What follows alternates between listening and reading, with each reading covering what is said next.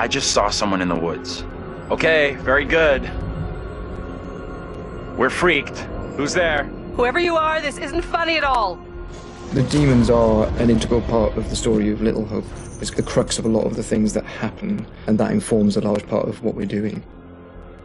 The starting point for each of the demons was the style of execution. They're based on a character that gets killed. That then informs how the character behaves, how it moves, how it sounds, and those are all brought together to give us that convincing, terrifying demon. In order to make convincing demons, you need to ground them in nature. So what we do is we use our understanding of anatomy and our deep understanding of biomechanics and the principles of the way things move and the way things actuate, and we apply this to the demon design. We obviously start with the production design. The production design is a drowned demon. What we need to do then is look for extra reference. We have to look at stuff like autopsies. We'd look at what happens to the skin when it gets exposed to water for a long time. We have to look at creatures from underwater. We look at various types of fish. Loads of images and real-world reference helps, although it's slightly gruesome. This particular demon we're looking at is the one that's been hung. We didn't want to show the whole of this character, and right from the beginning we said, let's focus on the areas which are the most terrifying. And so the overall silhouette of the character was to be like this twisted rope. Her limbs had coiled, and so we were exaggerating the metaphor of this hanging. 1,000 years of being trailed along the ground, it had worn away her feet, the bones being worn down, the nails being broken off. She'd been in pain for a long time. The most key of all of the elements was the face and how we framed that, and that was that broken, twisted neck, one eye remaining, a tear coming out because it's that last remains of her soul. The noose was digging into her neck, and her tongue was actually so bloated and grown that actually became a feature for us in the game, that tongue actually becomes a grapple to get hold of some of the characters. To animate a demon, we would start with looking at how they walk or move forward. Some of them are dragging themselves, and then also how they would attack their victims, just flesh out the layout and the choreography of it. Mocap is a big help. Obviously, it's a lot faster than keyframing from scratch. So we decided to use it as a base for some of them, and then we would layer on top of that all the characteristics that bring them to life, even though they're dead. The Crush Demon in particular was difficult to work with because we weren't able to use motion capture footage, so that is going to be completely hand animated. So that meant we were really starting from scratch.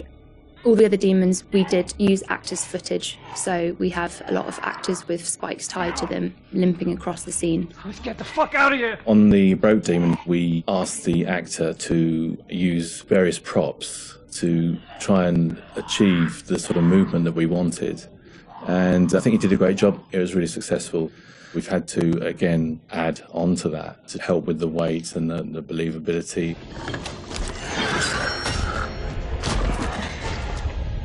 We take our initial cues for the sound of the demons from the visuals, and they look fantastic. But then we have to take the sound of the demons beyond the visuals to give them a really strong otherworldly presence. We need each of the demons to be individually recognizable whilst maintaining that uncomfortable unfamiliarity for the player. What is that thing? So at distance you might hear the chains clanking or the vocal screams. But when you get close up to the demons, you hear lots of detail, the cracking of skin, the creak of the chains, the breaths or the sound of the icky vomit. We really want the player to feel the breath through the sound of the demon on their face. Angela, no! When we're thinking about the camera work for the demons, one thing that was really at the forefront of my mind was trying not to show too much, trying not to lose all restraint, and I think that's a really easy trap to fall into with CG in general, and especially with games that you've got all these monsters that you've built and you've spent a lot of time working on, and it's really easy just to go straight to putting everything on screen. But thinking back to some classic horrors, classic monster movies, a lot of times there the directors had to use a lot of restraint and just show little bits and pieces because they didn't have that kind of budget or that kind of effect to really make it convincing. And there's something about that I really like, that I wanted to bring back to Little Hope. So when I was directing the camera team, I've asked them to show little bits, little glimpses, a clawed hand here, a shadow on the wall there, the chains rattling, whatever the key characteristics were of that demon. The interesting thing with that is that I think sometimes your imagination as a viewer fills in the blanks in a far more terrifying way than we really could. So we tried to build up that suspense, working up to this big reveal where you finally see full on in the light, this thing that's been hunting you down in all its gross, horrific glory. With the demon scenes, lighting definitely had a key part to play as well. It had to work complementary to what we wanted to do with the cameras, but also there's some very specific things you can do with lighting that really lent itself to this task. So one of the big ones was the use of silhouettes. The demons have really interesting form and really interesting shapes. They're very unusual, you know, these humanoid creatures all distorted, and we wanted to use that without revealing too much. So quite often we tried to use backlighting, or the fog that's present all through Little Hope is a really useful tool for silhouettes, as you can have this nice separation with a brighter background and then have the creature dark in the foreground. It was a nice way to make them feel even more gross than they really were.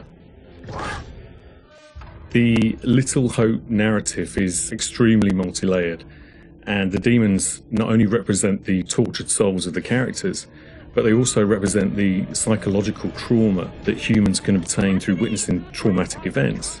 So when the game opens in the prologue and the main character is witnessing these traumatic events, we underscore this with really strong male Gregorian choir, which we use later in the game when the demons are attacking, to really strengthen and reference that psychological trauma with the tormented souls of the characters. Run! Now! The broken demon's the most terrifying because of the way it moves. It's really unsettling because you can't anticipate where it's going to go next. All the limbs are breaking and it's all moving in a really erratic way. So if you were to try and escape from it, you wouldn't know where to go because it might go there or it might go over here. So that's the most terrifying in terms of unpredictability, I suppose, and having a deep effect on your psyche.